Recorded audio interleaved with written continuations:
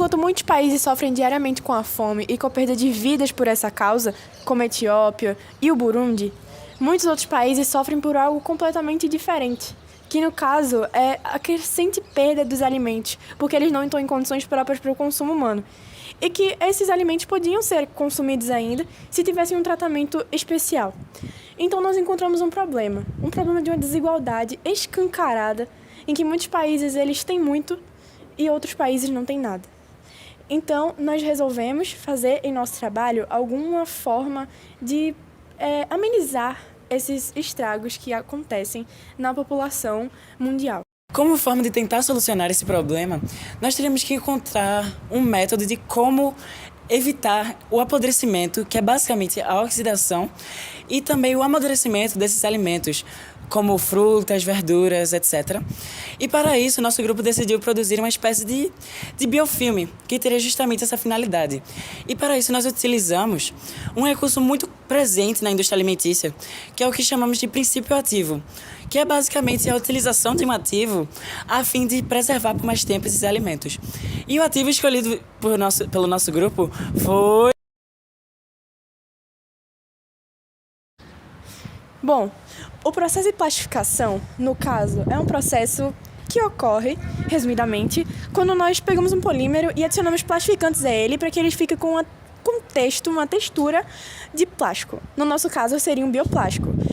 O biofilme que a gente utilizou teria como polímero o amido de milho. E, no caso, o plastificante dele seria a glicerina. E onde o cacto entra nessa história? É o que a gente tem que saber agora. Por quê? O cacto ele tem substâncias ativas que combatem um dos processos mais importantes no processo de degradação dos alimentos, que no caso são componentes antioxidantes. Então utilizamos o cacto como ativos. Então esse cacto que a gente utilizou, o gel da cactácea, ele serviria como a ação que o nosso biofilme teria de antidegradação desses alimentos.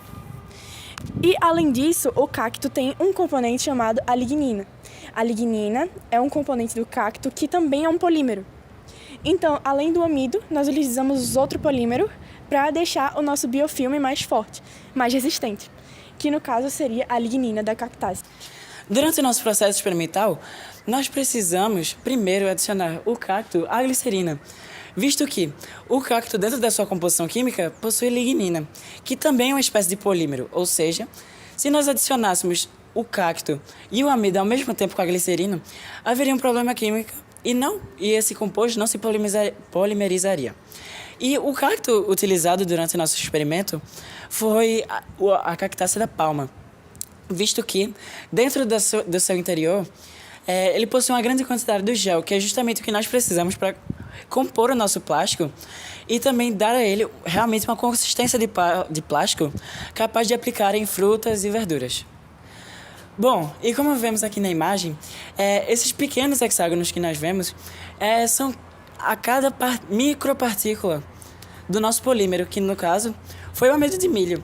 E ao inserirmos nessa mistura a glicerina, que serve como o nosso plastificante, ele vai servir para unir esses hexágonos, que como vemos aqui, estão totalmente espaçados. E essa glicerina tem uma função muito importante nesse processo de plastificação, visto que ela vai ser uma das bases do nosso projeto. Após fazermos o nosso projeto e colocarmos na banana, nós vimos que nossos resultados foram muito frutíferos, já que a banana, sem o biofilme, durou cerca de 7 dias no prazo máximo, e com o nosso biofilme durou 14 dias, ou seja, foi quase o dobro. Então vimos que nosso biofilme é muito eficiente. Nossas perspectivas futuras para o nosso projeto são que a gente continue nosso projeto e avance mais nos experimentos, ou seja, a gente utilize em outras frutas, como tomate, ou então outras frutas, maçãs, esse tipo de coisa, e também que a indústria alimentícia continue nosso projeto e utilize para colocar nos alimentos para resolver esse problema de desperdício no mundo todo.